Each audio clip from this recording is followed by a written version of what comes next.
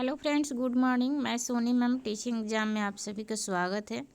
तो आज क्वेश्चन हम लोग को करना था 101 से, जो नेट का प्रैक्टिस सेट चल रहा है। ये 2019 का आज क्लास नंबर 4 है।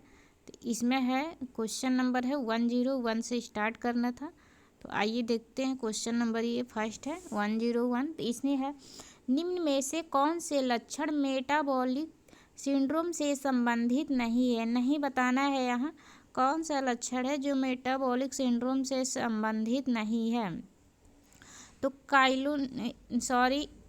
इसमीचिया इसमीचिया ये जो बीमारी ये जो होता है, इसमें ऑक्सीजन का कमी होने लगता है। जब ऑक्सीजन की कमी होता है तो वो होता है कि ब्लड का फ्लो जो है कि कम हो जाता है, बाधित हो जाता है। ब्लड का जो फ्लो होता है वो बंद हो जाता है, यानी कि कम हो जाता है। और तो ये होगा, ये मेटाबॉलिक सिंड्रोम में आएगा। तो ए नंबर देखते हैं, 2 में नहीं है तो इसे एलिमिनेट कर लेंगे। उसके बाद है ऑस्टियोपोरोसिस। ऑस्टियोपोरोसिस जो होता है वो क्या होता है, ये विटामिन डी की कमी से होता है। ये जो वृद्ध व्यक्ति में होता है, विटामिन डी होता है।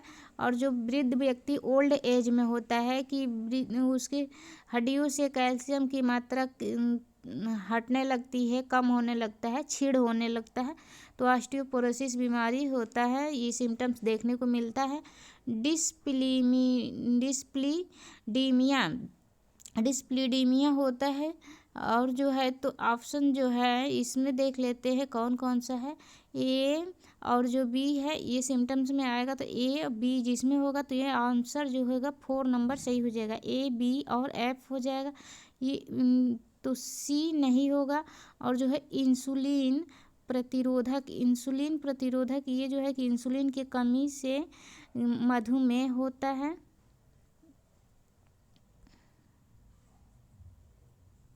मधुमेह और मोटापा ये जो है कि कार्बोहाइड्रेट की अधिकता से होता है। CO कार्बोहाइड्रेट की अधिकता से होता है। और प्रोथ्रोम्बिन जो होता है ये सिम्टम्स है। तो जो है आंसर नंबर यहाँ जो है F 4 नंबर सही हो जाएगा। नेक्स्ट क्वेश्चन देख लेते हैं। नेक्स्ट क्वेश्चन है 102 है।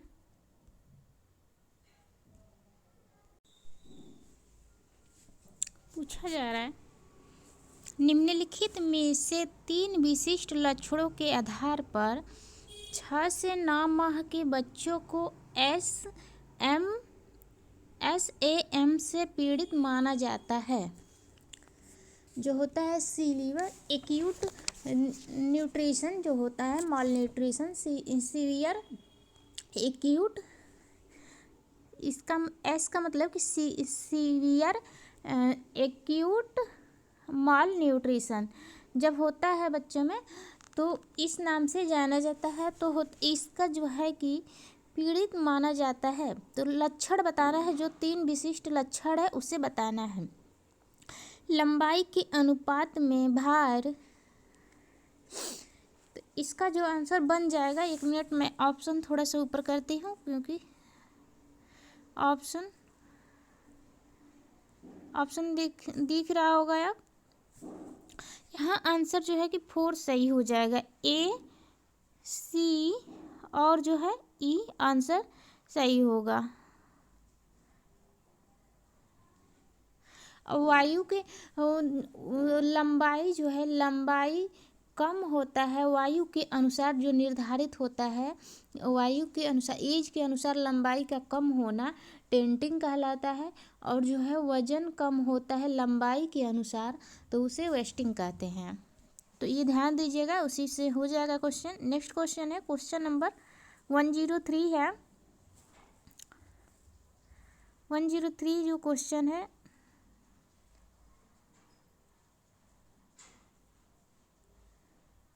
निम्नलिखित में से आड़ा बुनाई वेफ्ट नीट जो है, वेफ्ट नीटेड जो कह रहा है, यहाँ आड़ा नहीं होना चाहिए, यहाँ ताना होना चाहिए। वेफ्ट मिस ताना होता है, वार्प मिस बाना होता है। तो संरचना है, तो देख लेते हैं क्या संरचना है।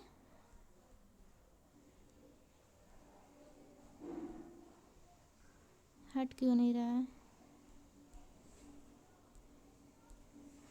तो पर्ल बुनाई, रिब बुनाई, इंटरलॉक बुनाई, ट्राइकॉट बुनाई, रसेल बुनाई। तो यहाँ जो है आंसर कौन कौन से बन जाएगा उसे बताना है। तो जो ट्राइकॉट और रसेल बुनाई जो होता है ये वार्प बुनाई होता है, ये वार्प होता है, वार्प होता है। और जो है तो बच गया पर्ल, रीब और इंटरलॉक। तो A B C option number first यहाँ आंसर सही हो जाएगा। ये सब जो है तीनों वेफ्ट का है और जो है ट्राइकॉट और रसेल जो है वार्प बुनाई है। तो ऑप्शन यहाँ फर्स्ट नंबर सही हो जाएगा। नेक्स्ट क्वेश्चन देख लेते हैं। क्वेश्चन नंबर जो है कि 104 है। 104 जो क्वेश्चन है उसमें दिए पूछा गया है कि किसी साड़ी के ब्लाउज का माप लेने के लिए शरीर के किस अंग का चिन्हांकन किया जाता है। मतलब कि ब्लाउज का माप लेना है तो शरीर का कौन कौन सा अंग जो है उसको चिन्हित किया जाएगा वो बताना है इसमें। तो देख लेते हैं। शीर्ष, एपेक्स, कांख अस्तर। कांख का अस्तर नहीं लेंगे, एलिमिनेट कर लेंगे पहले बी नंबर ऑप्शन। तो फर्स्ट ऑप्शन एलिमिनेट हो जाएगा और जो है कि फोर्थ ऑप्शन एलिमिनेट हो जाएगा। तो शीर्ष एपेक्स हो जाएगा और जो है कि दी सिर पेशी बाइसेप्स जो है ये नहीं होगा। दी सिर ये जो है कि इससे एलिमिनेट कर लेंगे। तो कंधे का ऊपरी सबसे ऊपरी हिस्सा नापते हैं, ये जिसने ब्लाउज बनाया होगा उससे पता होगा, मुझे तो पता है कंधे का सबसे निचला हिस्सा। तो ऑप्शन जो है हमारा बन जाएगा ए, डी और ई। ऑप्शन नंबर थर्ड यहाँ आंसर सही हो जाएगा। नेक्स्ट क्वेश्चन है क्वेश्चन नंबर 105 है। तो 105 नंबर जो क्वेश्चन है वो है, उसमें थोड़ा सा मैं छोटा कर रही हूँ। इसमें पूछा जा रहा है, इसमें स्लीप बताना है। कौन सी सेट इन बाजू है, जो सेट इन बाजू है, जो कि मतलब कि कहाँ से सेट इन बाजू किसे कहते हैं। और तो इससे देखिए which of the following are set in sleeve. Set in sleeve होता है, एक नॉन सेट इन स्लीव होता है। तो जो नॉन सेट होता है वो रेगलान है। तो नॉन रेगलान क्या होता है, उसके कंधा मतलब बाजू के लिए जोड़ा नहीं जाता है कंधा पे से, वो एक कपड़े में ही होता है। तीन नॉन सेट इन स्लीव है।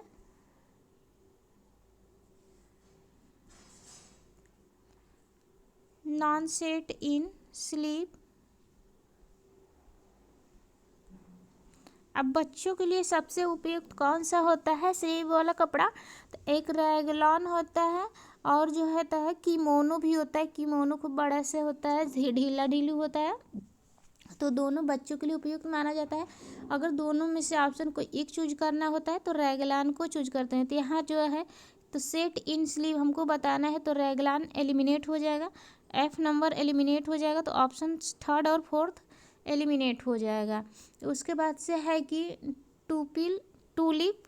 टूलिप जो है कि टूलिप ऑप्शन में होगा, ए भी होगा। बिशप जो है कि बिशप स्लीव जो होता है सेट इन स्लीव होता है, ट्यूलिप भी होता है। और लालटेन स्लीव जो होता है ये होता है, ये भी जुड़ा हुआ रहता है कंधे के यहाँ से। और कॉर्ड व्हील जो होता है ये भी जुड़ा हुआ होता है। और बेसिक डॉलन जो है ये रेगलॉन का रूप ही है। तो ये भी नहीं होगा, ये भी नॉन सेट इन स्लीव में आ जाएगा। तो ऑप्शन ए, बी, सी और डी। तो ऑप्शन यहाँ फर्स्ट नंबर आंसर हो जाएगा। नेक्स्ट क्वेश्चन देख लेते हैं। नेक्स्ट क्वेश्चन है 106 है। 106 में देखते हैं क्या पूछा जा रहा है। निम्नलिखित में से किससे परिवार के संसाधन को अधिकतम बढ़ाया जा सकता है। परिवार का जो संसाधन है, रिसोर्स होता है, उसको किसके द्वारा सबसे ज़्यादा बढ़ाया जा सकता है, अधिकतम पूछा जा रहा है। तो देख लेते हैं जो होता है कि कौन कौन सा ऑप्शन सही हो रहा है देखते हैं। लक्ष्यों का सावधानी पूर्वक चयन करना बिल्कुल सही है। लक्ष्यों का सावधानी पूर्वक करेंगे चयन। सकारात्मक प्रवृत्ति भी रखना चाहिए, ये भी सही हो जाएगा। और जो है मीडिया के कार्य संसाधनों का वैकल्पिक उपयोग, ये देखिए 1 मिनट मैं बता रही हूँ। ये जो हिंदी वाला जो ऑप्शन था, इसमें देखिए ए बी सी डी दिया गया है 4, और जो है इसमें ऑप्शन में ई भी दिया गया है, तो ई तो यहाँ है नहीं। तो ये जो था, ये क्वेश्चन जो था ना, ये डाउट में था, मतलब कि हिंदी में सिर्फ, इंग्लिश में नहीं था। मैं इसका अब आप लोग को 106 था ना, हाँ 106 का, इसका मैं अब इंग्लिश आप लोग को दिखाती हूँ। तो हिंदी, तो इसलिए हम लोग ज़्यादातर मतलब देखते हैं तो एक बार इंग्लिश में भी चेक कर लिया जाता है, क्योंकि आयोग जो है इंग्लिश को ही प्रायोरिटी देता है, हिंदी वालों को एलिमिनेट कर देता है। तो देखते हैं, विच ऑफ फॉलोइंग कोड जो है कि code maximise the use of family resource, जो फैमिली रिसोर्स है उसको मैक्सिमाइज करना है। तो मतलब कि कैसे होगा, सबसे अधिकतम इसमें उपयुक्त कौन सा होगा। तो देखिए इसमें ई ऑप्शन भी दिया गया, इसमें 5 ऑप्शन दिया है, वहाँ जो था 4 ऑप्शन दिया था। तो यहाँ जो है, तो उसके अनुसार अब हम कर लेते हैं। तो यहाँ जो है फर्स्ट नंबर पे केयरफुल सिलेक्शन ऑफ गोल, जो हमारा लक्ष्य है, ए नंबर सही होगा, इसको ध्यान देते हैं। और पॉजिटिव जो है एटीट्यूड होता है हमारा, जो है कि सकारात्मक प्रवृत्ति होगा। और ये लक्ष्यों का सावधानीपूर्वक चयन, केयरफुल मतलब कि ध्यान देंगे। और जो है सकारात्मक एटीट्यूड हो जाएगा, पॉजिटिव एटीट्यूड। और जो है देख लेते हैं इसमें फैमिली यहाँ दिया गया है हेरिटेज, तो फैमिली हेरिटेज होगा। और फिर यहाँ दिया गया है, यही फैमिली हेरिटेज जो इसमें दिया गया है ना, यही चीज़ वहाँ एलिमिनेट कर दिया था, सी नंबर ऑप्शन को ही मिस कर दिया था और नहीं दिया था हिंदी में। और मीडिया का जो फंक्शन है, उसके कार्य को कहा जा रहा है कि मीडिया के कार्य को बढ़ाकर, तो मीडिया के कार्य को क्यों बढ़ाएंगे हम, ये हमें सोचना चाहिए। इसमें तो फैमिली से रिलेटेड हमें बताना है ना, फैमिली रिसोर्स के लिए मैक्सिमाइज। तो सबसे अच्छा है कि डी नंबर हम पहले एलिमिनेट कर लेते हैं, 2 ऑप्शन हट गया और बचा हमारा तो ए बी, और जो ई है ये ऑप्शन हमारा सही हो जाएगा। अल्टरनेटिव यूज ऑफ रिसोर्स जो होता है, इसको हिंदी में संसाधनों का वैकल्पिक उपयोग करेंगे। बहुत से संसाधन होगा, उसका वैकल्पिक उपयोग मतलब कि यूज करना। तो यहाँ आंसर बन जाएगा ए बी, 1 मिनट, हाँ ए बी और ई बन जाएगा। तो ये जो मीडिया है इनको हटा लेंगे, ऑप्शन 3rd नंबर सही हो जाएगा। हिंदी में देखिए यही मिस्टेक दिया था, 4 ऑप्शन ही सिर्फ दिया था। 107 नंबर जो क्वेश्चन है उसे एक बार देखते हैं, फिर आगे हम लोग क्वेश्चन पे। क्वेश्चन में कहा जा रहा है, भारत में वायु से संबंधित विविध उपबंधों को पहचानिए। जो एयर रिलेटेड है उसको बताना है, वायु एयर से रिलेटेड। तो विविध जो उपबंध है उससे पहचानिए। वायु अधिनियम 1981 सही है, आया था। वन्यजीव संरक्षण संशोधन अधिनियम जो बी नंबर है ये एलिमिनेट हो जाएगा, 2002 में कहाँ आया था। और जो है मोटर यान अधिनियम 1939, तो सी नंबर ये सही है। मोटर यान अभियान जो है 1939 में आया था, ए और सी होगा, ए सी। अच्छा सभी में दिया है, यहाँ नहीं दिया है, यहाँ भी नहीं दिया है। फर्स्ट और थर्ड देखते हैं फिर। कारखाना अधिनियम 1948 तो सही है। कारखाना अधिनियम जो है, कारखाना एक्ट जो है वो आया था 1948 में। और है फॉरेस्ट, तो ये है वन्य जीव अधिकार अधिनियम 2006 एलिमिनेट हो जाएगा तो ऑप्शन बन जाएगा फर्स्ट नंबर ए, सी और डी। नेक्स्ट क्वेश्चन देख लेते हैं। नेक्स्ट क्वेश्चन जो है 108 है, 108 नंबर क्वेश्चन है। इस क्वेश्चन में बहुत टाइम लगता है। मिलान वाला क्वेश्चन, ये क्रम से करने वाला और मिलान करने वाला क्वेश्चन ज़्यादा टाइम टेकन होता है। देखते हैं कितना क्वेश्चन हो पाता है आज। तो निम्नलिखित में से क्या पर्यावरण हितैषी भवन निर्माण सामग्री है? भवन हितैषी बताना है। तो जो हितैषी होता है यानी कि नुकसान न पहुंचाना, तो जो भवन के लिए हितैषी होगा, अच्छा होगा, वो बताना है। कौन सा होगा? वाणिज्य बोर्ड सही है। जो है कि कमर्शियल बोर्ड जो होता है ये होगा, तो इसको कमर्शियल बोर्ड कहते हैं।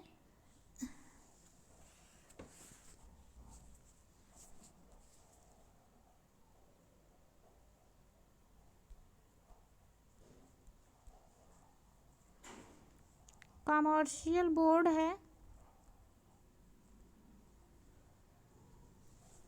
तो ए नंबर सही होगा। सी और डी को हम एलिमिनेट कर लेते हैं।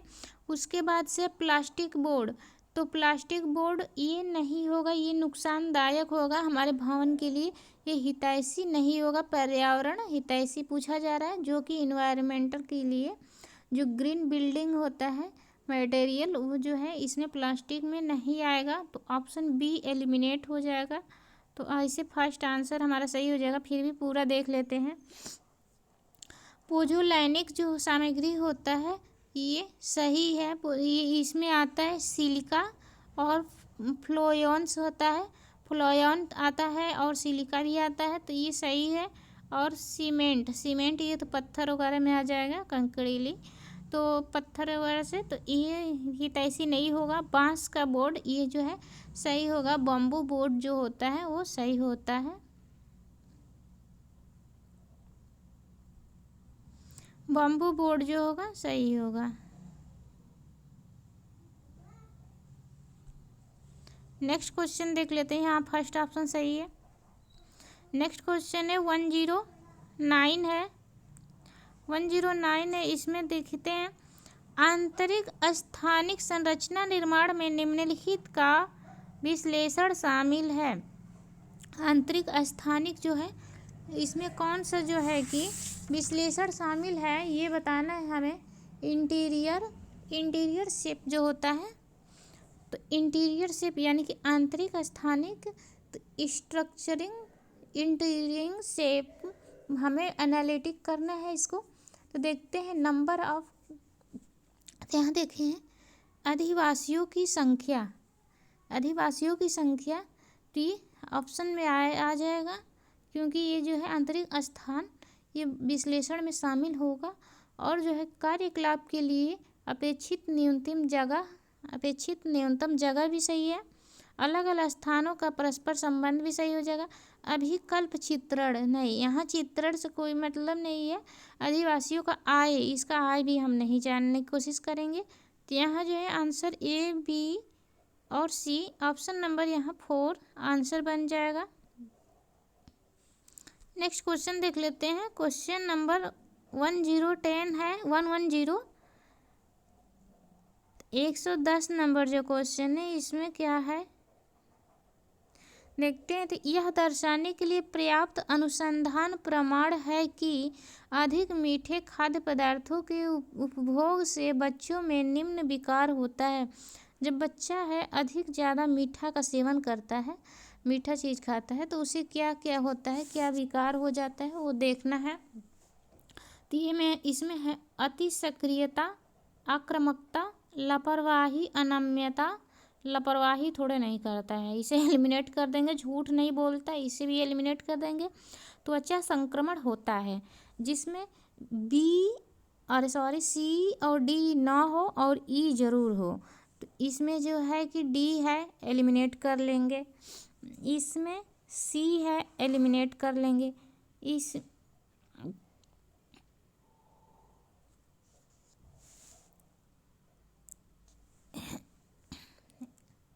एक मिनट, कुछ डाउट लग रहा है क्या इसमें।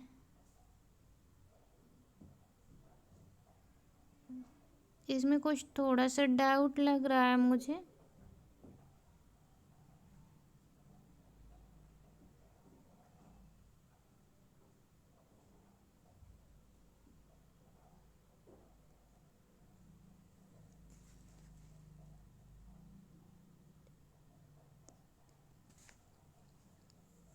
लेकिन आयोग के द्वारा ये इसमें जो आंसर है ना, इसमें 1 मिनट कुछ डाउट है ज़रूर। ये सी भी एलिमिनेट कर लेंगे, यहाँ से भी सी एलिमिनेट कर लेंगे। इसमें ऑप्शन दिया ही नहीं गया है। इसमें ऑप्शन होना चाहिए था ए, बी और जो है ई होना चाहिए। ये ऑप्शन अगर किसी में है तो उसे सही मान लीजिए। तो ए बी डी है, एलिमिनेट हो जाएगा। ए बी सी है, एलिमिनेट हो जाएगा। और सी डी ई है, ये भी एलिमिनेट है। ए सी ई ये भी एलिमिनेट। आंसर यहाँ जो है ये होगा। आप लोग इसे ध्यान दीजिएगा, इसमें सभी ऑप्शन गलत दिया गया है। इसमें कोई ऑप्शन मेल नहीं खा रहा है। या तो फिर ए बी और यहाँ ये सोच सकते हैं हम लोग कि यहाँ सी की जगह ई कर दिया है, गलती से उससे हो गया, टाइपिंग मिस्टेक हुआ। लेकिन ये आयोग ये डाउट में ही क्वेश्चन वो भी रखा होगा, यहाँ ऑप्शन दिया नहीं है तो इसे भी हम नहीं लेंगे, इसे भी काट देंगे क्योंकि सी लिखा है, ई होना चाहिए यहाँ। तो आंसर बनेगा अति सक्रियता, आक्रामकता और त्वचा संक्रमण। बच्चा झूठ थोड़े नहीं बोलता है और लापरवाही भी नहीं वो करता है मीठा ज़्यादा खाने से। नेक्स्ट क्वेश्चन देख लेते हैं। क्वेश्चन नंबर 111 नंबर है। 111 नंबर जो क्वेश्चन है उसमें है कि उसमें है एक अध्यापक नोटिस करता है कि उसका एक विद्यार्थी नियमित रूप से बोर्ड से गलत कॉपी कर रहा है। माता पिता को वह किस जांच को सलाह देगा? बोर्ड से गलत कॉपी कर रहा है, यानी कि लिख रहा है तो वो गलत लिख रहा है, यानी कि उसको देखने में थोड़ी समस्या है, कुछ गलत इसीलिए कर रहा है, तो ये दृष्टि हो जाएगा। तो माता पिता को क्या क्या जांच करवाने के लिए सलाह देगा? इसमें जो हो जाएगा तो दृष्टि से ज़रूर करवाएगा, क्योंकि बौद्धिक क्षमता भी देख लेगा, क्योंकि बौद्धिक क्षमता भी हो सकता है, कमी हो सकता है, और डायलेक्सिया भी हो सकता है। तो ऑप्शन ए, सी और डी। एलर्जी, इसमें कोई एलर्जी नहीं है। रिफ्लेक्सिव मतलब कि रिफ्लेक्ट, ये तो कीड़े को बता रहा है, रिफ्लेक्स ये नहीं होगा। ए, सी और डी हो जाएगा। तो ए, सी और डी ऑप्शन जो है हमारा 3rd नंबर आंसर सही हो जाएगा। एकदम इजी क्वेश्चन था। नेक्स्ट क्वेश्चन देख लेते हैं। 112 नंबर है। 112 नंबर जो क्वेश्चन है उसमें क्या कहा जा रहा है? इसमें है कि युवा वर्ग से किशोरियों को भिन्न समझाने के लिए विभिन्न में किन मानदंडों का प्रयोग किया जाता है? युवा वर्ग है और जो है किशोरी वर्ग है, इसमें से भिन्न किस मानदंडों के प्रयोग करके समझ सकते हैं? शारीरिक विकास, आर्थिक विकास, बौद्धिक विकास, सामाजिक भावनात्मक विकास। तो देखते हैं इसमें क्या क्या होता है। शारीरिक विकास बिल्कुल सही है। युवा वर्ग का कुछ और होगा शारीरिक विकास, और किशोर वर्ग का कुछ और होगा, तो भिन्न तो होगा ही क्योंकि एज के अनुसार हो रहा है। फिर जो है आर्थिक, यहाँ आर्थिक विकास से हमें कोई मतलब नहीं है, यहाँ आर्थिक विकास नहीं होगा। बी नंबर को एलिमिनेट कर लेंगे फटाफट और उसके बाद से आंसर तक पहुँच जाएंगे। आंसर जो है हमारा 3rd नंबर सही हो जाएगा। फिर भी पूरा बौद्धिक विकास भी देखेंगे क्योंकि उसका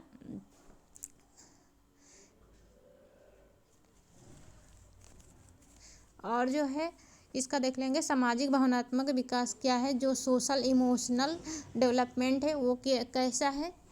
तो युवावस्था में और जो है कि किशोरावस्था में अलग अलग होता है, भिन्न होता है।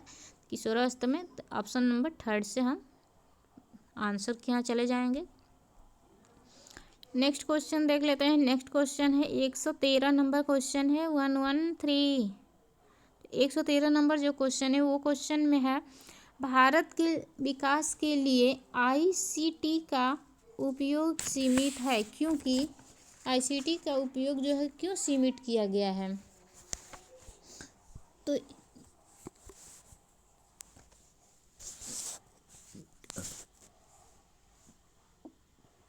देख लेते हैं। कमजोर टेलीकॉम अवसंरचना, जनता की निरक्षरता, विशाल भौगोलिक क्षेत्र, देश की विशाल जनसंख्या। यहाँ कहा जा रहा है आईसीटी जो है का उपयोग जो है सीमित नहीं है, क्योंकि कमजोर टेलीकॉम अवसंरचना, क्योंकि जनता की निरक्षरता काट देंगे, नहीं, सही है। जनता की निरक्षरता सही हो जाएगा। और जो है क्योंकि विशाल भौगोलिक क्षेत्र नहीं है, देश की विशाल जनसंख्या भी नहीं है, तो ऑप्शन जो है हमारे यहाँ फर्स्ट नंबर सही हो जाएगा, ए और बी। नेक्स्ट क्वेश्चन देख लेते हैं। मैं थोड़ा फास्ट करा रही हूँ क्योंकि बहुत ज़्यादा टाइम हो गया, आज कम क्वेश्चन भी किए हम लोग। 114 नंबर जो क्वेश्चन है वो है कि परोपकारी है, परोपकारी क्या है ये बताना है। तो परोपकारी समझाने बुझाने संबंधी एक स्वतंत्र क्रियाकलाप। परोपकारिक है एक नियोजित रणनीति पर निर्भर नीति निर्माताओं के सामने प्राथमिकता के मसले पर प्रकाश डालने के लिए राजनीतिक नेताओं से मिलने के लिए एक स्थानापन्न सरोगेट क्रियाकलाप। तो देख लेते हैं इसमें क्या होना चाहिए। परोपकारी होता है एक जो परोपकारी कौन से होगा इसमें देख लेते हैं। तो जो है समझने बूझने संबंधी स्वतंत्र क्रियाकलाप नहीं होगा, एक नियोजित रणनीतियों पर निर्भर, बी नंबर होगा। बी नंबर किसमें है, इसमें नहीं है और इसमें नहीं, सॉरी है, इसमें तीनों में है। देख लेते हैं ए होता है, एक सी होता है, एक डी होता है। तो ए तो एलिमिनेट हो गया, तो ए नंबर को एलिमिनेट कर लेंगे। उसके बाद देखते हैं नीति निर्माताओं के सामने प्राथमिकता के मसले का प्रकाश डालना, नहीं, ऐसे कोई मतलब नहीं है, प्राथमिकता के मसले प्रकाश डालने के लिए नहीं है। और फिर देख लेते हैं ऑप्शन नंबर जो है कि इसमें कौन से बन जाएगा, डी नंबर बन जाएगा, राजनीतिक नेताओं से मिलने के लिए स्थानापन्न क्रियाकलाप। तो बी और डी जो है आंसर यहाँ बनेगा। देख लेते हैं नेक्स्ट क्वेश्चन जो है 115 नंबर क्वेश्चन है। एक अनौपचारिक प्रबोधक किस उद्देश्य से प्रत्येक सत्र के लिए पाठ योजना विकसित करता है। एक अनौपचारिक प्रबोधक जो है वो किस उद्देश्य के लिए करता है, प्रत्येक सत्र यानी कि प्रत्येक वर्ष में प्रत्येक सत्र में। देख लेते हैं क्वेश्चन ऊपर कर देती हूँ, ऑप्शन आप लोग को पूरा दिख जाएगा क्योंकि थोड़ा लंबा क्वेश्चन बहुत है ना। स्थानीय नेताओं की पहचान करने के लिए, ऐसा कोई बात नहीं है, स्थानीय नेता की पहचान से मतलब नहीं है यहाँ। निश्चित उद्देश्यों को अपनाने के लिए, बिल्कुल सही है। सामग्री को एक तार्किक क्रम में प्रस्तुत करने के लिए, सही है। और जो दिया गया है आगे है अधिगम परिणामों के मूल्यांकन के लिए, लागत लाभ विश्लेषण, नहीं, गलत हो जाएगा। तो ए नंबर एलिमिनेट कर लेंगे तो बी सी डी जो हमारा है ऑप्शन नंबर 4 सही हो जाएगा। आंसर यहाँ बहुत इजी था। आज आप लोग को सेशन को मैं यहीं स्टॉप कर रही हूँ 115 नंबर क्वेश्चन पे। 116 नंबर क्वेश्चन से मैं कल के क्लास में हल करवाऊंगी और मैराथन के रूप में पूरा मैं जो कराई हूँ आप लोग को 2022 और 2023 के क्वेश्चन, उसको मैं मैराथन के रूप में आप लोग के लिए किसी दिन लेकर आऊँगी क्योंकि एक ही क्लास में सभी क्वेश्चन को करा दूँगी। महा मैराथन चलेगा उस दिन, तो आप लोग ज़रूर जुड़िएगा। मैं कोशिश कर रही हूँ कि आप लोग का महा मैराथन जो है कि किस दिन लाऊं। आज 20 तारीख है, 22 तारीख को ज़रूर लेकर आएंगे। तो आप लोग 9 AM पे जुड़ना ना भूलिएगा, महा मैराथन क्लास चलेगा उस दिन, तो आप लोग ज़रूर जुड़िएगा। Thank you so much. और उसके लिए आप लोग teaching exam YouTube channel subscribe करके रख लीजिए कि 22 तारीख को जो महा मैराथन आएगा नेट के लिए 2022 का पूरा खलास कर दिया जाएगा। प्रीवियस ईयर जो क्वेश्चन था, तो ऐसे मैं कई पार्ट में बनाई हूँ, लेकिन उस दिन महा मैराथन एक ही क्लास में सभी हल करा दूँगी आप लोग को। तो जुड़ जाइएगा, सब्सक्राइब कर लीजिए चैनल को और नोटिफिकेशन ऑन कर लीजिएगा ताकि अब 22 तारीख का नोटिफिकेशन आप लोग के यहाँ जल्द से जल्द पहुँच सके। थैंक यू सो मच, धन्यवाद।